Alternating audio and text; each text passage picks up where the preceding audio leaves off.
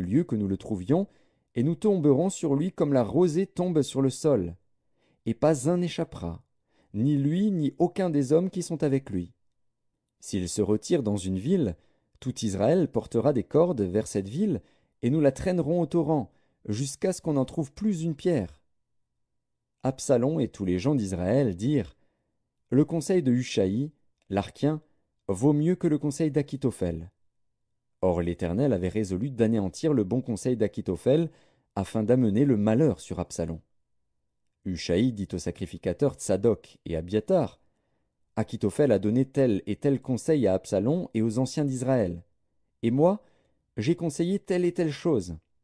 Maintenant, envoyez tout de suite informer David et faites-lui dire: Ne passe point la nuit dans les plaines du désert, mais va plus loin, de peur que le roi et tout le peuple qui est avec lui ne soient exposés à périr. Jonathan et Achimaatz se tenaient à En-Rogel. Une servante vint leur dire d'aller informer le roi David, car il n'osait pas se montrer et entrer dans la ville. Un jeune homme les aperçut et le rapporta à Absalom. Mais ils partirent tous deux en hâte, et ils arrivèrent à Bakurim, à la maison d'un homme qui avait un puits dans sa cour, et ils y descendirent. La femme prit une couverture qu'elle étendit sur l'ouverture du puits, et elle y répandit du grain pilé pour qu'on ne se doutât de rien. Les serviteurs d'Absalom entrèrent dans la maison auprès de cette femme, et dirent: Où sont Achimaatz et Jonathan? La femme leur répondit: Ils ont passé le ruisseau.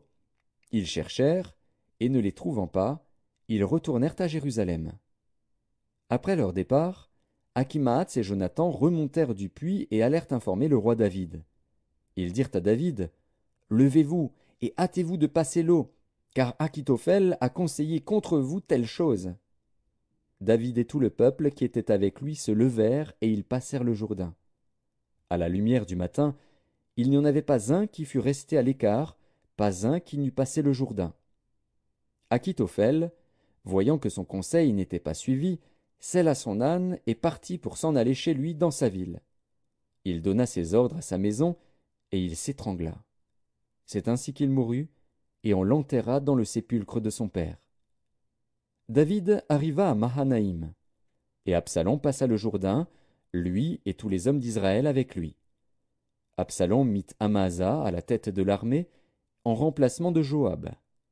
Amasa était fils d'un homme appelé Jitra, l'Israélite, qui était allé vers Abigal, fille de Nakash et sœur de Tseruja, mère de Joab.